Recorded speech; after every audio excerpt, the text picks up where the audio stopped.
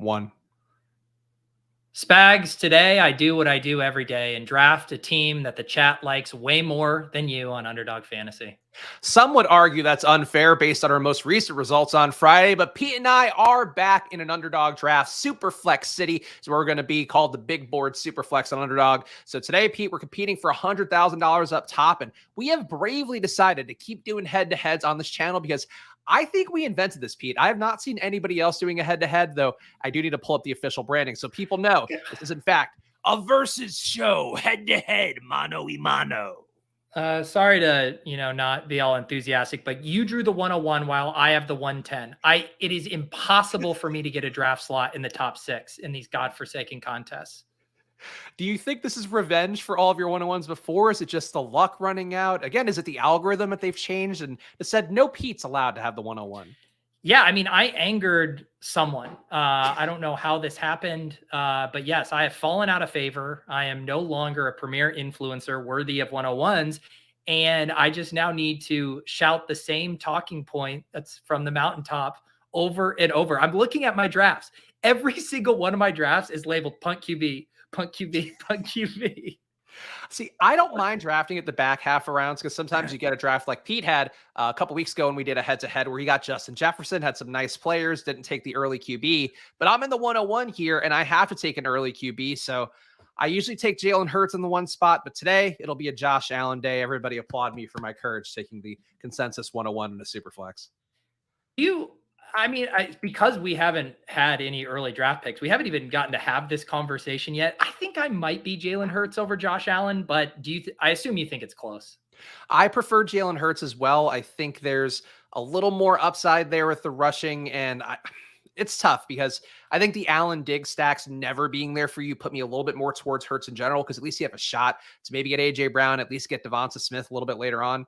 But I think I prefer Hurts, but the public always has Allen above him. And I guess like that's just the consensus. And we might be the minority on that one. Yeah, I think we might be the minority on it. I guess the other thing too is thinking through, and again, because I haven't had any of these draft slots, I don't even know, but I'm trying to think it's probably a little easier to stack up Josh Allen than it is Hurts, just because the Eagles pieces are a little bit more premium. And like you go late through the draft, you can get the Dawson Knox, you can get the Deontay Hardys, the Khalil Shakurs, all very cheap. So it does like open you up a little bit more for late stacks, I think. So I will say, so you're picking here. I'm curious what you're going to do. I'm assuming you're going to take a QB, but if you do take a receiver, sometimes you get those nice pairings. So what is going to be the move here, Pete? Well, I did the Trevor Lawrence thing the other day on Splash Play. I did it on Best Ball Breakfast, and I'm just bored with it. So I'm going to take CMC to start here, and then we'll see what comes back. Your running backs do have a little more value in this draft. So if Pete is not streaming yellow like he normally does drafting receivers, it does make a little more sense in this format. And Love Star is already here, Pete, saying, I choose Spags' team. So I guess the vote's over. I've already won this week. That is really the only way you can win, is if the polling comes in on Josh Allen versus CMC round 1. Then yes, I'll give you a slight lead right now. Paul asking for everybody who's new or if they haven't watched all the episodes, we are in fact currently 2-1-1 based on the popular vote. The last show on Friday was ruled a draw, though I felt like I got a little more votes later on. Either way, though, Pete has won 2, I have won 1, and we have drawed once according to the public vote. And at the end of the stream, you'll get a chance to vote and tell us how shit our teams are as Pete picks once again. Screw all you guys. Christian McCaffrey, Cooper Kupp. Oh, so you're going exclusively with guys who you could play in like a Lifetime movie about them. Oh, wow. That might be one of your best jokes. Also for the quickness there. It even took me a half second to see where you were going with that. Well done, Spags. If you feel free to clip that, throw it on social, I'll retweet. Clipping things. That's so 2022. Spags, I noticed you go through like phases of where you direct like your effort. Like right now you're in like a thumbnail YouTube optimization phase. Last year you were in a bit more of a clip phase. It goes in waves with you. It's tough because like I do think we have a lot of great clips. I want people to see those little moments. It's just like the little moments add up enough. If you're only doing one a week, I don't know, and we don't pay anybody to do stuff now. So I think we need people to help us out with that stuff some point. But I think once I have to get probably off the ground officially, Pete, I'll be back in like, oh, we got to get everything out there now. Now my money's on the line kind of mode. Yeah, that's what the people really want to see. Kind of the desperation in your voice as you scramble to stay afloat. Also, I'm going to take some flowers from Tyler saying, no, this is actually kind of an insult. Spags is the best wit in his entire career. I have created a lot of hours of content. This fact, it was a very good joke, and it was with the speed with which you did it. Normally, I feel like you stumble and wind up for that joke a little bit more, and then it's like, all right, buddy. But you got that out quick, on your feet. It took me off guard. A+. I mean, I got to call a spade when it happens. I accept that. And now it seems like I am doing the opposite of what I would do in a normal draft. I am, in fact, going to take a running back here. Of course, not the very overrated Saquon Barkley. I'll take Bijan Robinson. And I guess I shouldn't leave without another QB. Don't give in to big QB. Take Garrett Wilson, you coward. You know what? Let's just screw up somebody else's Jared Goff. Take Amon-Ra St. Brown. Wow. This is, guys, I want you to remember this when you go to vote at the end of this stream, that the logic that Chris Spags used for his 3rd round pick was, let me screw over someone else's stack. That was the logic behind the pick. I want you all to remember that. Well, Pat Kerrane, of course, was I wrote up some good columns recently. I think the one I was reading was him talking about stacks and getting sniped on stacks and all of that. And he was saying on Twitter that there's like a meme going around out there of people like celebrating on Twitter when they snipe somebody else's stack. And I haven't seen that personally, but if that's the thing Pat's writing about, I presume it's happening enough times to now be like officially a thing. Oh, no, that's Spags. I've gotten, I mean, I don't want to over exaggerate, but I've probably gotten like 10 or so DMs over the years of people being like, dude, just sniped you on that. Wasn't going to let you get Mahomes with Kelsey. Like, people get like such perverted joy from that. It doesn't surprise me. I've never had anybody like brag about it to me or say they've done it deliberately. Like, other than one time on a stream, there was a guy who I was picking some of his players. He picked some of mine, and then he admitted in the YouTube chat afterwards that he was in fact a guy who was sniping me deliberately. Grumpy Simon, for those who were playing along in the previous part of the NFL season. But I think for the most part, like on social media, I don't see people bragging about it because I think like Pat wrote out pretty well. It's on Legendary Upside. Check out the read. I think it's a free article as well by Pat. It definitely does hurt you more than it hurts the other person. And that's the thing that I think people sometimes don't get when they're hopping in and feeling competitive in a draft room. Right. It is funny too, because one thing you'll see happen in these playoff contest drafts too is, you know, this happened with the NFL, is like sometimes you go in self-preservation mode because someone's going so rogue that you're like, all right, I'm not going to be able to probably win the contest, but I can at least try to advance out of the first round and salvage my entry fee. So there's like a cost preservation element that you can do. But when you're reaching to blow up someone else's stacks, not only are you hurting them, you're hurting yourself. Like there's no win for anyone. There's no way to salvage it. So I don't understand the thought process unless you are just getting tilt content snipe equity, which maybe they are. You know, I got sniped on Zay Jones on Monday and lost my mind. So, you know, it can happen. Yeah, I think that's a fair way to look at it. And Willis actually pointed us out too. There was a stream, a DK draft I did where our pal Josh Frick sniped me on Drew Lock. And that team actually, to prove the point, I ended up taking Geno Smith instead. And that was one of my teams that made the DK finals or semifinals. I forget which. So it does end up benefiting the person who gets sniped more than the person doing the sniping. Oh, well, here we are again.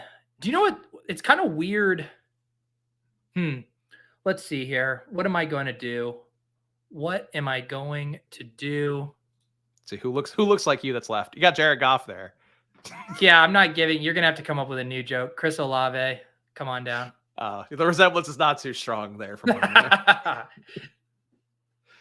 oh boy. So LP taking at an 11 slot here, taking 3 QBs in a row to start, which I did yesterday. I did 4 out of my first 5 rounds. I think I did QBs. I was like, let's see what this looks like. It does feel interesting because you can still stack them up late. So I don't hate the move, but boy, is it uncomfortable in terms of the other skill position talent you're getting. Yeah. And I did see Hawkberg has been doing, I think Chipsy's in the chat. He was asking me about this on my Monday stream about doing the Tyreek Tua thing. And I referenced that I keep seeing people doing that. And this is another data point of the 12 hole doing the Tyreek Hill Tua double tap, which I don't think is bad. I just think it's a pretty popular start. All right. So do we capitulate to big QB and stack up Chris Olave with Derek Carr, or do we take a far, far superior player in Devonta Smith?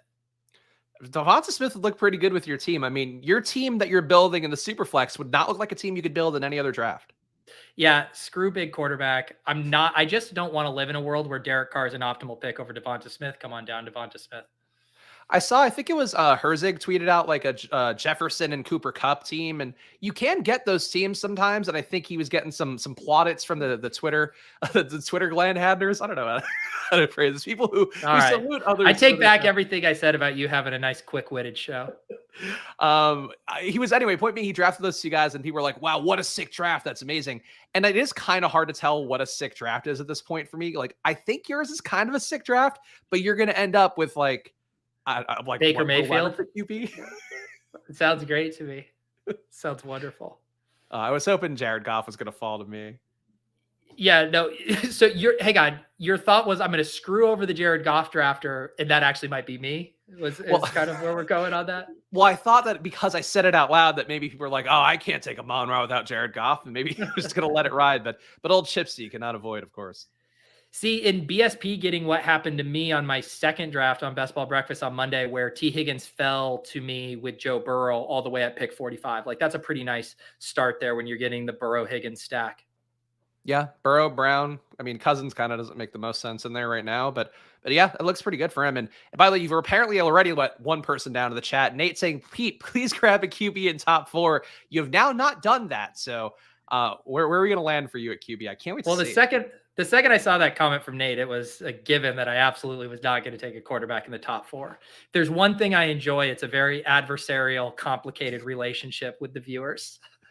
And Chip's admitting here he took Goff just because he could not allow me to get him, which feels kind of like a snipe that we've just admitted to live on the stream. Yep. I think, Chipsy, I used to consider him a sharp, but apparently he's just one of the sheep that's out here trying to get snipe equity. Wake up, sheeple. All right, I got the turn picks here. I am going to get my second QB, though, man. Oh, you scaredy cat. Well, I just want to make sure there's none left for you, really. Well, there's going to be no more good wide receivers left for you. I'm going to take, and you know what, Pete? Let's prove you're wrong. Let's take 2 QB. Let's be a little QB picky here. No, Spags, this is legitimately bad. It is legitimately bad to use 3 of your first 5 picks on quarterback when you select Josh Allen. I think they're all luxuries at this point because I got Bijan who's going to take one of my running back spots. I got Amon-Ra who's going to take one of my wide receiver spots. You only need 2 of each, Pete. So I can afford the luxury that is Josh Allen, Jordan Love, and Anthony Richardson coming together. Congratulations on your 5th round pick, never sniffing your starting lineup. Oh, he's going to sniff it. You think Anthony Richardson can't sniff a super flex spot over Jordan Love? The point is one of them is going to not be in your starting lineup for the entire season. Yeah, no, that's fair, but I want the upside. I want the upside.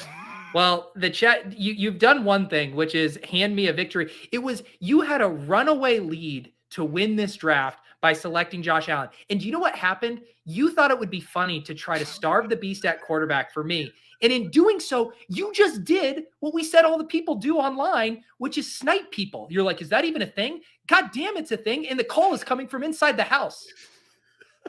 I think here's how I would push back. 1, it's pretty funny that you're going to have like no QBs. 2, I think sometimes like I worry because we're doing these versus drafts where Pete and I go into a draft at the same time. I don't want to be accused of collusion, Pete. So the only way I can ensure we never get accused of collusion is actively ruining your drafts when I can. You are absolutely sick. You're a sick, twisted individual. I love the QBs though. I mean, look, my wide receiver is going to be a little thin, but great QBs, and Amon-Ra is going to have to carry a lot of the load on his back. A tale is old as time. Come on down, Trey Lance. And for the record, I'm not afraid of his hairline.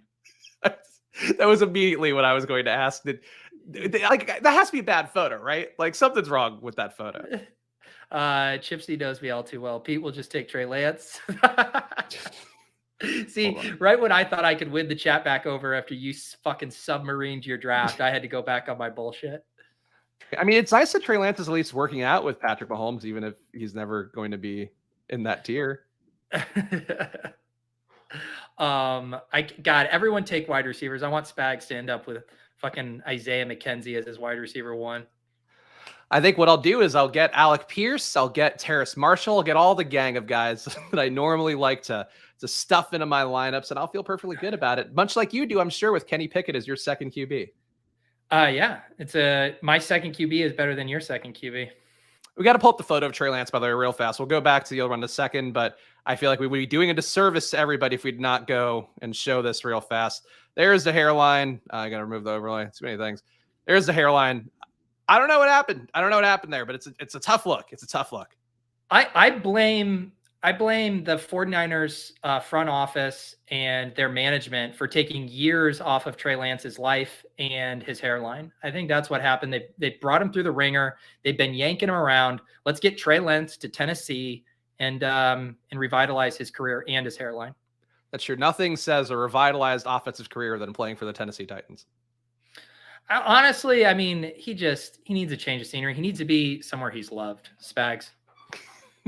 Josh saying it's the Purdy effect. Like Brock Purdy is stressing about so much that he's losing his hair and becoming George Costanza. Yeah, and it is. I mean, putting Trey Lance right next to side by side with Jimmy Garoppolo. I mean, that's a tough scene for anyone. I mean, no one should have to be compared to Jimmy Garoppolo, but it definitely makes it tough. Yeah. So hopefully prayers out for Trey Lance's hairline. Hopefully he figures that out. Prayers up for Spags' wide receiver room. Oh, I'm sad. So BSP took a guy that I was feeling had a shot to fall. Christian Watson would have made me feel pretty good about my receivers, but he's gone. Oh, interesting. So you're not excited to stack up Jordan Love with Romeo Doubs instead? I am a little bit less so. Maybe I'll take one of the rookie tight ends instead and hope they get there. But yeah, to me, like if you're getting Jordan Love and you're getting him without Christian Watson in a regular draft or a super flex draft, I feel like it's just kind of missing the point of that stack. Let's see here. What are you going to do, Piggy? Well, I'm going to take, I guess I'm going to take, no, you know what? Man, I like Miles Sanders a lot. Weird how none of these wide receivers are too attractive for selections right here, huh? That's why I'm taking, I like Terry McLaurin. I know issue with that. Take him. But the issue is like, I do like Miles Sanders quite a bit. And that's the hard part. I should have taken McLaurin and maybe Jameson Williams or Smith and Jigba. I guess Pittman too. Could be a Richardson stack. Jameson and Goff Jameson and Amon-Ra without Goff. Yeah, I mean, it wouldn't be my ideal, but I think Pat's article on Legendary Upside, again, I don't mean to keep citing that, but I did read it yesterday, so it's pretty fresh in my brain. But he talked about the concept of like why it doesn't matter if you have like a stack without the QB sometimes and why it could still be a benefit add. And he explained it much better than I would try to do here. But it definitely sold me on the idea of like, yeah, I'll just take two pass catchers and like, I'm capturing that passing offense and hopefully my other QB can then work with his stack to kind of give me double the upside. Yeah, I do that a ton. Like I still break ties in favor of just like teammate correlation, running back, wide receiver, basically any kind of configuration. Because the thing he's getting at and the stuff that Leone's stacking article showed is basically the more stacks you can have in the tournament format, the better. So if you're going to do 3 quarterbacks, you want all 3 of those quarterbacks to be stacked. And then I think you can even push that concept even further, which is what Pat's talking about. And then you can get a 4th stack without the quarterback. You can get a 5th stack that doesn't have the quarterback. And you're basically making all of these concentrated bets on teams. And then that gives you more chances to capturing single week upside in the tournaments. And Vaporware pointing it out too. And actually in Pat's Best Ball Mania 3 lineup did have 2 Patriots receivers in his winner, but no QB with that one. So definitely proved it himself as well. But I think overall, just like it is something I do with game stacks sometimes, but I think being more open to team stacks because you're basically trying to do the same thing we talk about a lot with stacks is just cutting that parlay down. And if a team has an outlier year, like, I don't mind having the Lions without Goff because what if they draft like Richardson or something and do something stupid like that? It's not crazy. Do something stupid like draft your 5th round pick? Well, I think with Goff, I don't think they should draft Richardson. I think like the Colts should draft Richardson, but like the Lions shouldn't. Should I get back on my bullshit and take Kyle Pitts? You can. Should I just fucking play the hits? It's Guys, like he is top of the queue. Like this isn't even a reach. I mean, I got him 4 picks past ADP. It's just fully justified. See, it's like you were building. So like here with McCaffrey, with Kupp, with Olave, with Smith, it's like you're building a beautiful ribeye steak and you just put your personal seasoning on it at the end. And it's just like your ground up feces of Trey Lance and Kyle. No, everybody always comes into the steakhouse wanting the Pete ribeye there. And we always give them that little Kyle Pitts seasoning, little Trey Lance garnish. How's Kyle Pitts' hairline doing? I would like to know. Let's not look. Let's not look. Kyle Pitts is a full Hulk Hogan horseshoe. All right. But look at this. The thesis of the Kyle Pitts selection was to stack him up with Desmond Ridder. It sounds like you're going to be lost with Desmond this year. God, it's all been downhill since the Stafford or since the Cup and CMC joke. All downhill. Did you briefly have a little panic attack? Not panic attack, but like when I saw the alert about the Falcons trading, the way ESPN worded it was like, oh, Falcons trading for Jeff Okudah, the number 3 pick. And I was like, wait, are the Falcons trading for the 3 pick and like taking Richard? Like it blew my mind for 1 minute before reading comprehension kicked in. I didn't even see that. I missed it. So my life went on blissfully unaware. And I'm glad that you were the one that got the panic attack and not me. Speaking of panic attacks, Odell Beckham going pretty early. And this is something I did want to talk about. I was thinking about putting it in the headline. Are you not supportive of that? Because it is a really big contract for a guy that seems incongruent with the market. Wait, he hasn't gone off in this draft, right? No, but he did go in the 100 in the draft this morning. So I think we're going to see him. I think we're going to see him go soonish, but this is a pretty sharp room. So maybe not. I think his ADP is just, I thought his ADP pre-signing was absolutely absurd. And I think it's probably even more absurd now. I do not get it whatsoever. Like if he was a 17th or 18th round pick, I'd be like, fine, whatever, knock yourself out. But he's going to be going in what? Like the 10th and 11th round of like standard drafts. Yeah. I think it's nuts. I mean, I could see the upside because they gave him $13 million and they're going to be incentivized to feed him the ball because they paid him so much money. Yeah, I just don't even think it like works like that. I feel like they missed out on getting other wide receivers in free agency. And they're just like, all right, we'll just throw the bag because we've made these promises to Lamar that will get him more weapons or we'll finally devote some capital. It's like, yeah, you spent money, but you didn't spend it wisely. This is a guy, he was averaging like 38 yards per game for the Rams. That was the last time we saw him. It's his second ACL tear. Hasn't played a game of football since early 2022. You're going to have Rashad Bateman back fully healthy. Mark Andrews is still the alpha there. Isaiah Likely is a better target earner than Odell at this stage of his career. They're probably going to draft someone too. You're looking at the 4th or 5th option on a run-heavy team, and we don't even know who the fucking quarterback is going to be. We just did this with Julio Jones last year. We screamed up chasing him into the 12th round of drafts, and he had a much better quarterback in pass-friendly situation than Odell is, and he absolutely flopped. I do not get it with Odell.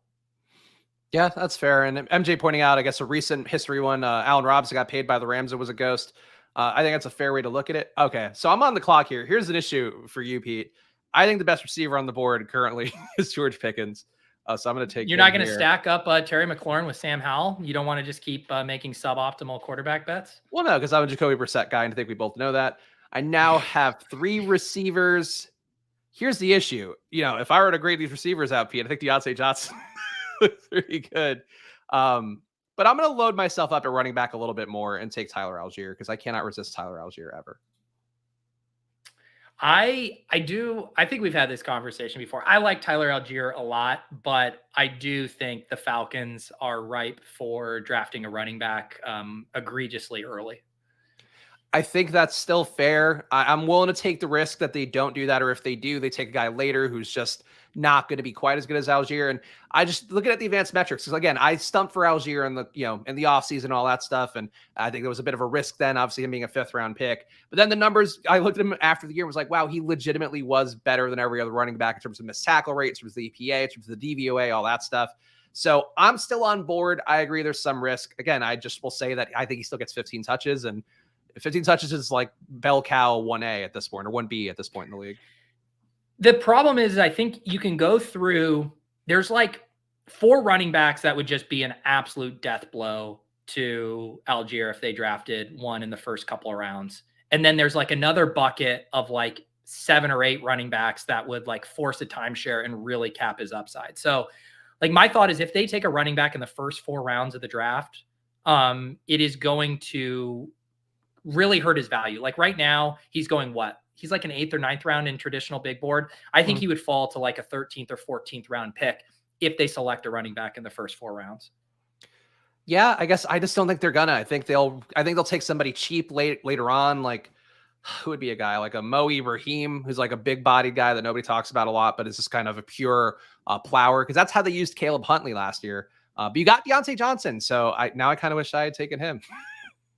What is Spags? Is your entire thesis for this draft of just trying to inflict pain on me and make sure I don't get the completed stacks I want? You're just trying to muddy up my team so the chat doesn't vote for it. But in doing so, all you have done is muddy up your own team. That's a parable for life, Spags. I'm actually happy with the receivers I've gotten. And, again, on Football Outsiders, the Spags rankings will be getting an update for tomorrow, along with a column of me talking about the guys I view as most undervalued. And I do have Miles Sanders, McLaurin, Pickens, Algier. Those are all guys who are like my EPA all-stars. Like these are guys that are top of the heap for where, the draft position and just overall performance. So I'm actually happy with the guys I've gotten. And if I had taken Deontay Johnson, he wouldn't have fit that criteria, Pete. Yeah. Can you feed your family with EPA all-stars? That's the question I want to ask, Spags. Estimated potatoes added. What's the new deal with like Joe Mixon now? I saw the stuff where like the case is now being brought back into light here, and there's more suspension risk than there was a week ago. Is that the conversation there? Wait, did you say Kamara? No, Joe Mixon. Oh, I still think Mixon gets cut by the Bengals either way. I'm just gonna clackety clack Javonte Williams here. Yeah, I would prefer Javonte. I think Mixon, like the money doesn't make sense for them to pay him that because they need to pay so many other guys and extend Burrow and like all that. So I would go Williams, but I mean, Mixon could land somewhere else, I guess, but it's just those roles are drying up. Like I know Zeke is not Mixon and he's probably still a good amount worse than Mixon, but he's still kind of that same tier of running back and he's not going anywhere. Well, the thing with Mixon is I honestly thought he was a pretty good value up until a week ago. But then, yeah, the update was Bengals running back Joe Mixon has been recharged with aggravated menacing by the city of Cincinnati. 2 months after the charge was dismissed, they've resubmitted the misdemeanor. So I think that is going to make things a little more dicey. And now his ADP feels more justified, as where before I was like, man, there's a lot of upside here if this case isn't ever going to come to light. Yeah, I just thought for me, it was like, it's not even about the case. I think he just makes too much money on the contract for the Bengals to keep him. But obviously, he can go somewhere else that wants to have a bell cow, or you honestly probably be taking a cheaper deal at this point, trying to earn his job. Because like guys like Kareem Hunt have still not signed. And there's not a lot of roles out there for running backs, which was one of my theories, Pete, which is starting to bear out so far in free agency. Yeah. What do you make of the Kareem Hunt stuff? He's definitely starting to fall like a rock. There was a report from some Cleveland beat reporter too, how like the team is just done with him right now. It's why I've been selecting a lot of Jerome Ford, but I think most people expected that. But is he going to have a role on a team next year, or is he just cooked? I think it's just you start to view these guys as like Latavius Murray has been the last few years. And it's like, if they don't land a team in, before, let's say June, the post June 1 cuts, they're probably just waiting for a job for a starting running back to go down. And I think that's where they still have a chance to be useful come playoffs. But I don't think Hunt finds a job before camp. I don't think Zeke does either. If Mixon gets cut, I don't think he does. Like, I think those guys end up just waiting around a little bit more. We're on the clock here, though, or I'm on the clock. And again, another receiver I love, another EPA All-Star, Michael Thomas. Come on down. Take the risk on the older Michael Thomas. Disgusting. I got one more pick here. Boy, what a treat to have 2 picks in a row. No natural stacks. Gosh. Maybe Quentin Johnston gets drafted by the Packers. Let's do it. Are you Johnston over Addison? I've always been Johnston over Addison, yeah. Really? Yeah. To me, I think based on everything we're hearing now too, with like, I think Addison is a candidate to go a little higher than expected. I think Johnston's a candidate to be a little bit of a faller based on just like what I'm seeing in like the mock draft stuff and just digging into his profile a little more. I get the upside case with Quentin Johnston, but I don't know. I feel like Addison has similar ceiling and a higher floor.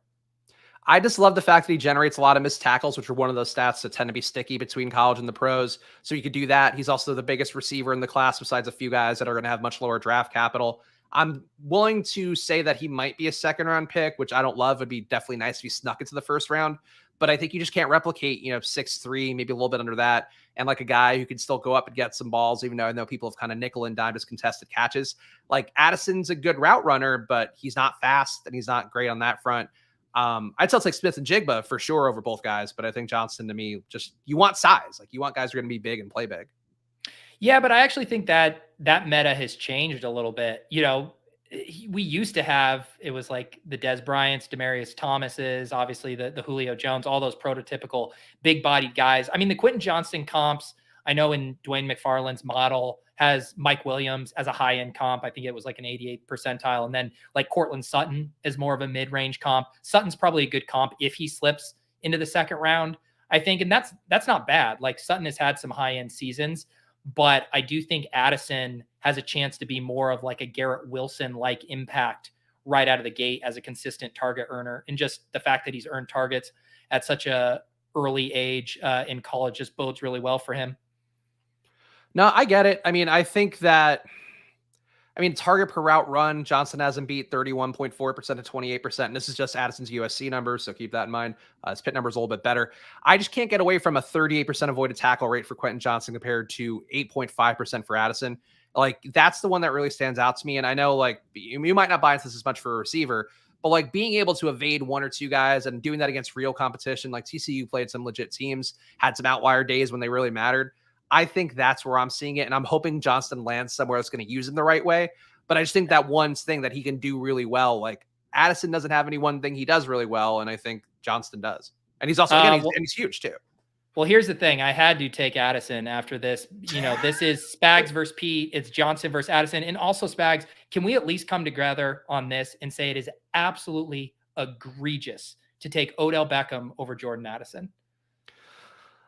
I like Spags, Odell if more you than don't do. agree with that take, you are off the reservation. I think Odell getting that much money matters, and I think the new offensive coordinator matters. So that's why I tend to think Odell's a little bit undervalued. I would take him over Elijah Moore for sure. You're sick. You're absolutely sick.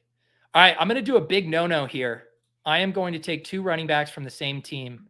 I think there's like a tier gap from like Eli Mitchell into this next like super long tier of running backs. And I'm already making a bet on the Niners. And I actually think both of them will have, like Eli Mitchell will have standalone value. I don't think he's just like a true handcuff there. So that's Peter coping, justifying what is otherwise a major no-no in the best ball streets. It is funny how you make these bits up like hand cucking and you drill them into the ground. And then the next year you're like, yeah, well, here's why it doesn't matter that much when I'm doing it. Exactly.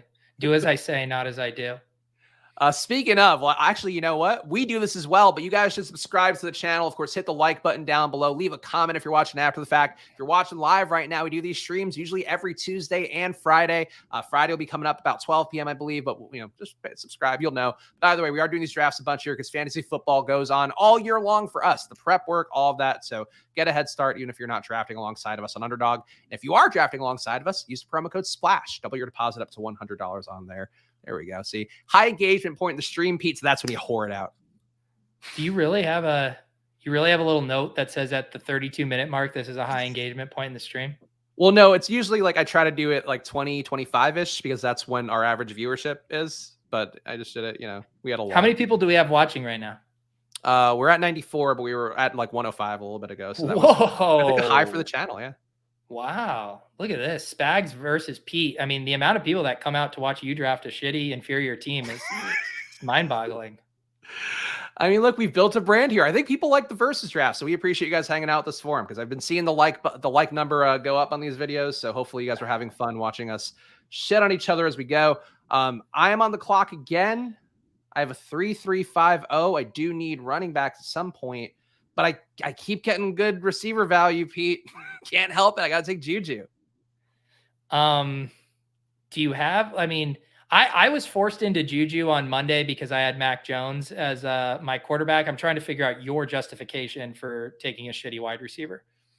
I mean, who else do the Patriots have right now would be what I would push back to. And I don't think they're going to take JSN given that he literally does the same thing Juju does and is only good at. I just reject you trying to victory lap Juju as a huge ADP faller going 5 picks after ADP. He's not an ADP faller. He's just the guy that I think performed well relative to Patrick Mahomes throwing him the ball last year. And if it went that well with Patrick Mahomes, how could it not go well with Mac Jones? What odds will you give me on Tyquan Thornton outscoring Juju Smith-Schuster this year? It's the Patriots. This feels like a classic Spags bet. We got Willis, the accountant, in the chat. What are we going to do, Spags? Look, I mean, I feel like it's 70-30 that Juju would outscore him or would have like more fantasy points we're saying on the air. Yeah. I don't know. So whatever a 70-30 odd would look like, I guess like minus 180, minus 200. So you bet like 2 to 1. You'll give me 2 to 1 on it. I guess. I don't want to do a $100 payout. I don't want this bet that much. Yeah, Book. you either take the L on an egregious selection or make the bet. I don't think it's an egregious selection. I think it's fair. Again, last year, Juju, a 0.360 EPA per target. I'm gonna Love Star says 3-1. I'll give it to you at 2-1. My 50 to your 100. I don't like taking minus money bets like that though. Like I don't do that. I don't like you taking shitty picks and tried to justify it as a victory lap. Okay, well, I think what I would say is if you had a book out there that was offering that at a profitable line, I would take it. Unfortunately, this is not a profitable line, so I will eschew that bet at this time. Chat, roast this man at the spit for trying to victory lap this and then weaseling out of a very fair bet. Dustin pointing out, I'm just playing to my base here. Go USC fans, going to be a big year. Caleb Williams, Cliff Kingsbury's on the staff now, Pete, so I'm just supporting the boys. That was a very convincing go USC as you throw up the scare quotes as you said it. No, that's the fight on sign. A woo, woo, do. Yeah, come on, don't make me do the whole thing. I know it. You're disgusting. Despite all the alcohol that was consumed during the fight song in college, I remember it near and dearly and all the things we would yell, including one chant that was quite the mouthful. But speaking of, you're on the clock, Pete. Who are we picking? I'm picking Izzy, who's a crazy ADP riser. Like in my slow drafts in the big board, which are still going, his ADP is still really late, but because he's gotten so much steam now in the big board, he is going ahead of A-Chain, Spears, Roshan, and that's not the case in the first one. But I've been hammering him in this range, and I need running backs. After my hand-cucking, Javonte Williams might not play for the start of the season, so got to keep loading up here. I like that you have a nick. He's already Izzy to you. Like you're that close to him. Okay. I mean, I don't think I'm allowed to say Israel. I think you're allowed to only in certain sentences though. Okay.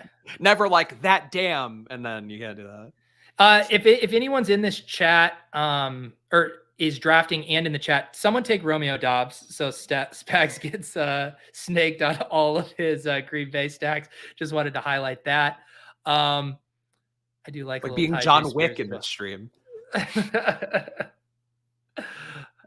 I don't need Dobbs. Jordan Love runs the ball. All these guys run the ball, Pete. It's fine.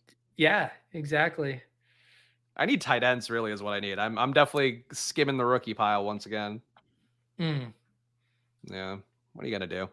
I think you can galaxy brain. I feel like the Packers are very likely to take a tight end in this draft. Here you go. Dustin on over under 2.5 rookie tight ends on Spags' team. I think if you take 2, you'll have like a 50% chance of hitting a Jordan Love stack. And I'm not saying Pete clutching pearls. What are you clutching pearls over, Pete? Just how much I look like CMC, who just got engaged to Olivia Culpo. Yeah, so that's a tough loss. You hate being compared to these handsome, muscular, professional athlete white men. Yeah, it's tough. It's really tough. How dare you? Did Spags join a dojo, hence the new hairstyle? This is my hair every day. I just usually wear a hat.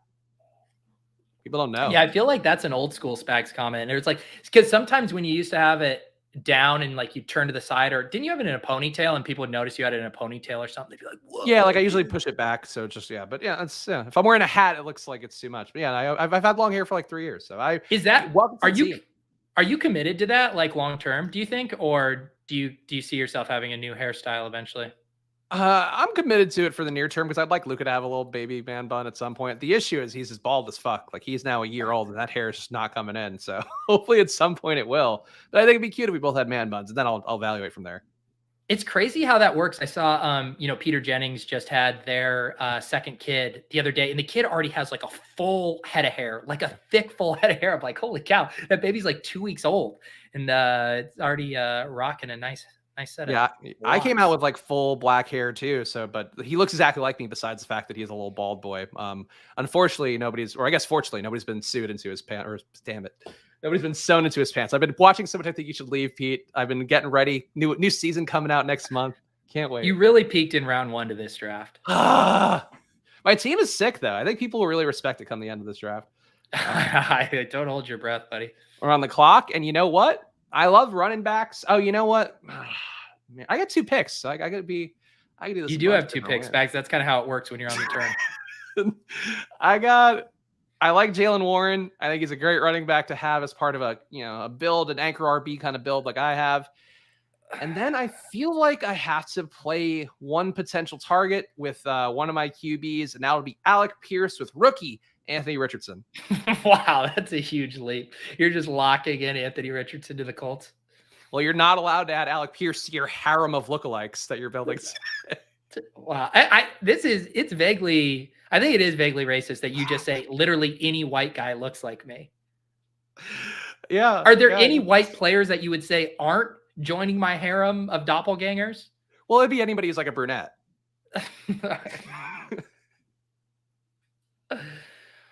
Oh, Spags. I can't roast you too much for the Alec Pierce Galaxy Brain because I do think he's a good pick. In a vacuum there. But you trying to spin it that he's for sure going to be stacked with Anthony Richardson is pretty precious. And even assuming that Richardson would be able to get him the ball, if so, is even more precious. The one thing that Anthony Richardson can do is throw the ball deep. He can't throw it within 10 yards, but he can throw it 30 plus yards. So that's where it gets fun for Alec Pierce, who again, I will plant the flag, the white AJ Brown. God, this show is just off the rails. The white AJ Brown. That was like what we used to say. I think it was back in the Jeff Janis days. In Jeff Janis, I think one of his top comparables on RotoViz was Julio Jones because he was like the same size. He was like 6'3", 220, similar speed. And I forget if people called Jeff Janis the white Julio Jones, but spoiler alert, that comparison didn't age that gracefully. Yeah, some Vanilla Fix been getting some blowback as well for Daniel Jones. People don't like that one. And you're going Cordero Patterson. You're leveraging against Tyler Algier, huh? No, it has nothing to do with your shitty pick. I have a Falcons bet here, and someone was mentioning is Cordero Patterson dead? I think at these prices, he's a pretty nice flyer. I think he still has a chance to, have a couple big spike weeks with his gadget usage and whatnot. But similar to your bet, Spags, we got to avoid a bell cow back getting drafted there. All right, well, you got another pick here because apparently that's how drafts work. You just keep picking. So what are you gonna do on this one? It is how this works. Let's see. Is there any other? I feel like I can sit on. I don't love the tight ends here. Let's just grab another rookie running back, Sean Tucker. Oh, Sean Tucker. I started to take some Sean Tucker just because he falls so much in drafts, even though I feel the same way as ADPs do about him, where I just don't think he was that good in college.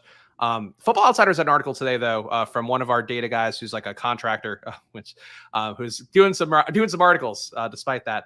And he was writing about how like basically the thing that has historically connected the most with these various running backs succeeding is like their ability to gain a lot of touches early. And I guess Sean Tucker, Chase Brown fit that criteria a little better than guys like Zach Charbonnet. I don't agree with it, but I did think it was kind of an interesting thing. Like if we're wrong about Tucker, he has been a pretty big touch earner in college. It's just like he played at Syracuse, and I don't hold that in the highest esteem. So you're docking him for playing at Syracuse, but you're not docking Quentin Johnston for playing at wide receiver bust university. Well, I think that's more of like a results reflecting on the thing. I don't think it's cool. Yeah, like USC turned out terrible receivers for when I was in college. Like Mike Williams, I loved. He sucked. There was a couple others that preceded that as well that were also. Mike Williams didn't Mike Williams finish as a wide receiver too his rookie year for the Bucs? Didn't he have double-digit touchdowns? Different Mike Williams. Then which Mike Williams are you talking about? USC Mike Williams, big Mike Williams, who ended up getting too fat for the league and was drafted by Lions. Right. Yeah. Okay. So point being, USC went from being the team that was reviled for their receivers to now they're churning out hit after hit, and obviously coaching regimes and whatever. Point being, though, I wouldn't hold TCU receivers' lack of success against Quentin Johnston. I would hold maybe Tennessee receivers against Hyatt and Tillman because that offense is pretty gimmicky. But like TCU is just a pro style kind of run and shoot offense. I don't know. I get huge bus vibes from Johnston. I hope I'm wrong. I hope you're wrong too, because I think he's just a guy who can do singular things that nobody else in this class could do because they're all a bunch of little elfin guys running around out there in the slot. Wow. Here comes the size queen over here. Well, it's like WWE, like they have the big wrestlers and AEW's got the smaller wrestlers, and like WWE makes a lot more money because people want to see the big guys, Pete. They want to see the home runs. What was that voice? The big guys. They want to see them. Oh, don't This is Nolan from Stochastic too, taking my boy Dalton Kincaid, making it thinner for me at tight end. Do I wait now? There's really no running backs left either. Jesus. I'll take you know what? I'll take Hayden Hurst. Because maybe Anthony Richardson goes to the Colts, Pete. I don't know. Oh, so now he's not throwing to the white Julio Jones. Yeah. Okay, he's throwing to Hayden Hurst now. I got it. Yeah, I get 2 outs that way. And then who else? And then maybe he is on the Colts, and in which case he throws to Jelani Woods. You know how they say draft like you're right? You're drafting like you're right in 19 different multiverses. I think that's fair. You know, you can talk yourself in any pick, Pete. And when Dalton Kincaid goes 1 pick before, and you really think he's going to be a great player for the Packers or somebody in the mid-first round, you got to do what you got to do. Wow. I mean, the amount of goalposts that are moving today, you'd think Spags works in the CFL. That's a pretty good joke. Spags, you're just having a disaster of a draft, and there'll always be next time. You know, it happens. I don't think it's a disaster. I feel pretty good about this team. I think it worked out a lot better than it looked initially, but you guys will get to vote in a mere 3 rounds, so you can tell me then. I do need to cull the wrestling fans of the YouTube chat, by the way. I do like AEW, to be clear, but the guys are like 5'8". It is what it is. I want big, hunky muscle men. Sorry. Sometimes I want Somebody click that. Somebody clip that. I want big, hunky. Please do him talking about Quentin Johnson and then splice it in saying, I want big, hunky muscle men. I mean, look, Quentin Johnston, hard to argue that. Cedric Tillman, you like him? He's a big guy. Yeah, their prices are much different. And you're not taking him over Jordan Addison. You can't argue size, Pete, at the end of the day. I don't want to, I want to be rude to the short guys out there trying to make it. Hang on. If you're going to sidestep my Juju Tyquan Thornton bet, will you can we do an Addison versus Johnston fantasy points year 1 bet for 100? Yeah, with no vig on it. No vig. No. Straight up. Okay. Yeah, done. Which way? All right, Willis, lock it up. There we go. I got to reach all the way. I got to reach across the aisle here. Yeah, I think Johnston makes a lot of sense. It's going to suck, though, when he goes to, I don't even know, like, who would be a slog team? He goes to Chicago, and then you would get, I don't know, get Addison on Seattle, somewhere fun like that. Spags, who are you going to end up stacking Josh Allen with? Are you just going to raw dog your number 1 overall pick?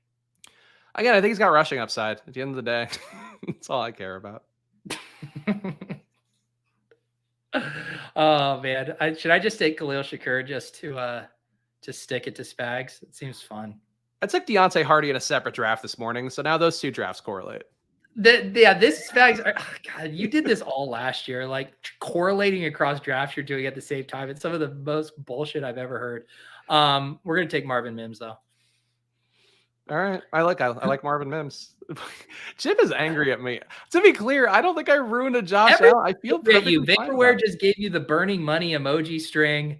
I mean, oh my God. People just can't handle. Sorry, I'm not drafting in your binary world. Oh, sorry, I exist on a different part of the drafting spectrum than you, and I choose to do some things a little bit differently sometimes when I'm drafting on a stream, guys. Oh no, I didn't stack up my QBs. No. Oh no, what am I going to do? It's a big board.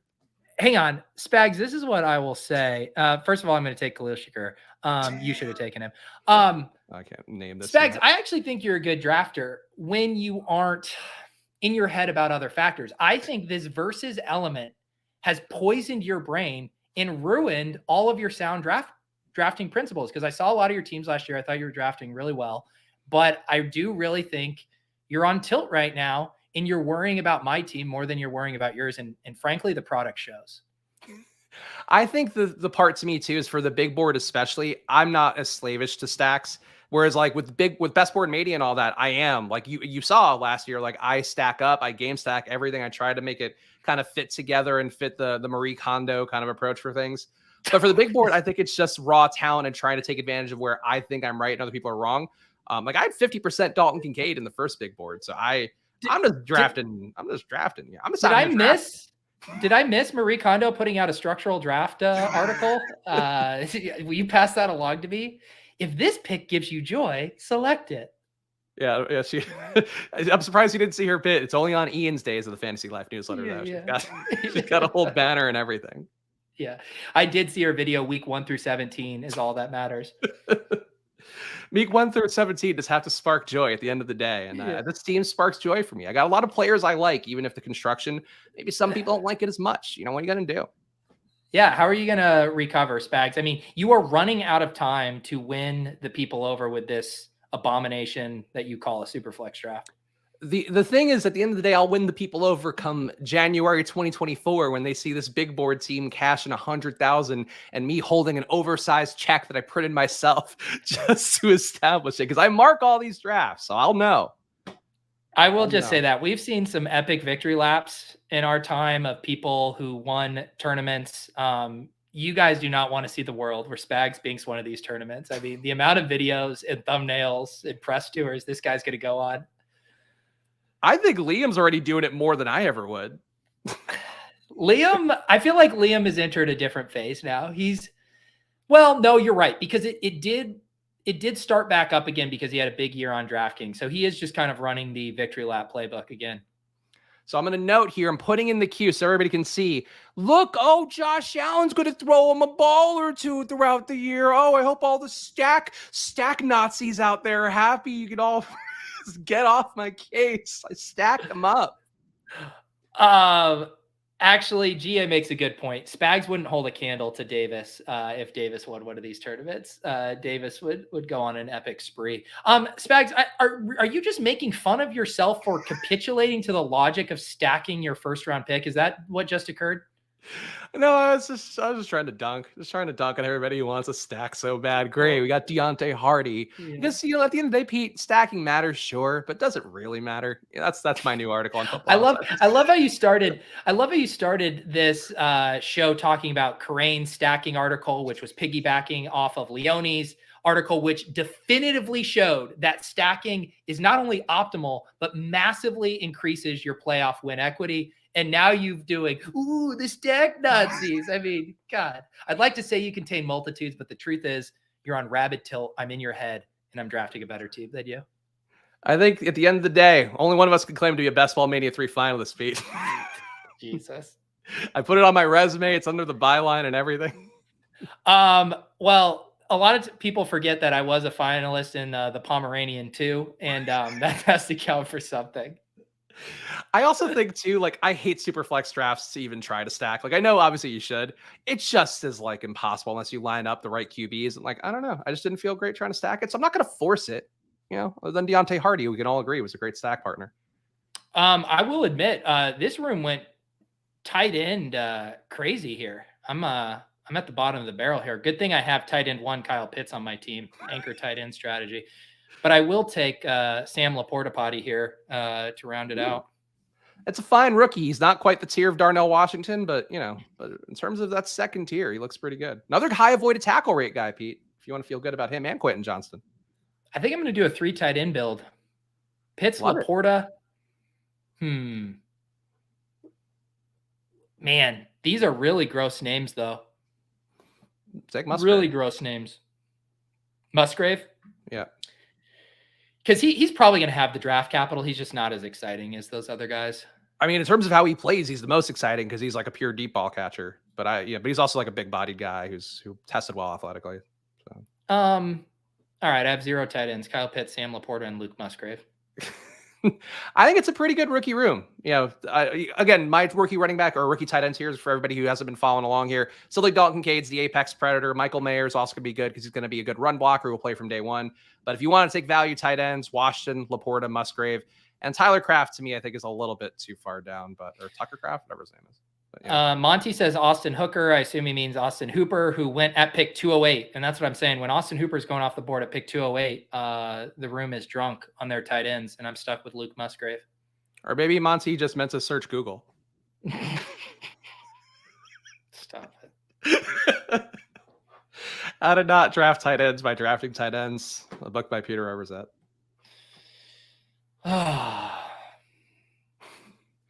Anyway, I think these are some good teams. We'll give you guys a chance to vote here in a moment, of course. I hope people bring their unbiased thinking caps to the vote in the YouTube chat coming up. But I will make my last pick because I don't think you could judge a team, Pete, until it's got that last little bow on top. Okay, I can't wait to see what little bow you're going to wrap on this. Here's a bow that I think would benefit everybody here. Why don't you guys hit the subscribe button, hit the like button, do all that down below. Splash Play again. We'll be back on Friday doing a draft. Watch the playlist as well. I've been doing these drafts since basically the second the season ended. So come hang with us here. Check out some of the videos and watch some of the old videos. Pete, I don't know if this is a way to market a show. I think we have a good show to fall asleep to. Like, I think put it on YouTube, doze off. Like, what? Because we get the views. YouTube keeps playing. That's how people make a lot of money on YouTube. Spags, don't talk to our audience like they're 4-year-olds. All right. Just ask them to leave it up on repeat if that's what you want to do. Please don't insult them like that and trick them into listening to us while we sleep. To our dulcet tones. We have just enough banter. We start fast. Like a great thing. Don't you want to hear me and Pete in your dreams? I actually am not going to recommend this. I feel like the listeners, if they are falling asleep and listening to you, the subliminal messages might turn them into Superflex piggies, just listening to Spags on repeat throughout the course of the night. I'm so excited to draft my last player so we can finally let the public decide. Let the people decide at their voting box how this is going to go. Spags is just on one today. I don't know. Maybe a little too much of a visit from the weed fair. You had 2 good jokes in round 1 and round 20. Actually, you had 3 good jokes. The round 1. Are we now grading every stream for hang on. Let me get this. Spags had 3 good jokes. Round 1, it was the CMC Cooper Kupp Pete lookalike joke. Round 20, it was the Austin Hooker joke. And then the third one was all the selections you made rounds 2 through 19. Oh, you're a real bastard. All right, let's read the teams here so people can decide once again as I fairly read through both sides who had the better team between me and Pete. You can vote 1 for Spags. You can vote 2 for Pete. Here's my team. At QB, Josh Allen, Jordan Love, Anthony Richardson. At running back, you get Bijan Robinson, Miles Sanders, Tyler Algier, Deonta Foreman, and Jalen Warren. At wide receiver, Amon-Ra St. Brown, Terry McLaurin, George Pickens, youthful players everywhere, aided by the veteran Michael Thomas, Quentin Johnston, Juju Smith-Schuster, Alec Pierce, Deontay Hardy, Terrace Marshall. And at tight end, you get Hayden Hurst, Jelani Woods, and Darnell Washington coming for you. Vote 1 for that team. And for Pete's team, you got Trey Lance at QB. With his hairline, Kenny Pickett, Desmond Ritter is even going to have a job at running back. Christian McCaffrey, Javonte Williams, Elijah Mitchell, Israel Abanikanda, Tyjae Spears, Cordell Patterson, and Sean Tucker. At wide receiver, you get Cooper Kupp, Chris Olave, Devonta Smith, and then Deontay Johnson, and then Jordan Addison, then Marvin Mims, and Khalil Shakir. He's not even stacked. Then at tight end, you get Kyle Pitts, Sam Laporta, and Luke Musgrave. All right, well, what's the vote, guys? Up 1, voting 1. Spags is experiencing the first ironic series of votes here. None of these are sincere. Everyone feels sorry, and they all worry that you might have a public meltdown if they were to vote for real. A little louder, please. I'm only seeing 1s, Pete. I'm not seeing 2s. So the chat is a lot of editorializing there. Maybe one of these days, old Pete should narrate the final picks and see how that goes. I think at best this is a draw, but I do feel like 1s are winning. Really? Because I just see a wave of 2s coming in. Your vaporware spamming. Oh, sorry. Hey, Pete, let me gargle them for you. Here's a 2, 2, 2, 2, 2. Vote 1. Wow. Big. Look at this. 1. Spags wins. Spags is so lucky that I can't be in the chat pulling up all these chats. Spags wins. Showdown player of the year. Back. Dude, at least make a new one that says like Superflex Drafter of the Year. I mean, my God. One could argue it's funnier to not update it, I think. Voter fraud, Spags wins. All right, I'll take it. Pete, what do you have coming up? I'll take this off for the final part here. What do you have coming up, Pete? What's going on in Overzet land? You know what, Spags? I'm just glad you're having the time of your life. Excited for all your future articles. I think you should be writing more articles, honestly, Spags. I'm doing an AMA in the Fantasy Life Discord in 1 minute here if you want to join me over there. On the club at 4:30, we are going to draft NBA best ball teams. We got the playoffs almost solidified with the play-in games kicking off tonight. We're going to draft. They have a $250 contest, and I know those have been a little harder to fill, but we're going to get a couple of those filled with the Badge Bros. And then, Swolecast tomorrow, and then Ship Chasing tomorrow night. Leonie's going to come on and talk about his stacking and ADP value research that he's been producing. And I will be providing more of my special style of research to Football Outsiders tomorrow with a column just per Pete's request, the most undervalued players that I'm perceiving in 2020 drafts or 2023 drafts right now. That'll be coming out tomorrow, along with an update to the Spags rankings. Go to footballoutsiders.com/subscribe and use the promo code SPAGS. It'll save you 10% on a membership on there. And just go do that, please. Take advantage of the promo code, but just get in the mix. Read the Spags rankings. I think they are, if nothing else, they are lovingly compiled by me, obsessively talking about this. Follow me at Chris Spags. Follow Pete at Peter Overzet, and follow this show at Splash Play Pod. Pete, any final words for you here as we go 2-2-1 in our head-to-head drafts, and we do it again on Friday? Yeah, no, I need Willis to start tabulating the actual results of this because I do not trust your accounting. All right, I disagree. Either way, we'll talk more about it on Friday. See you guys then. Enjoy your weeks. Good luck. Yeah.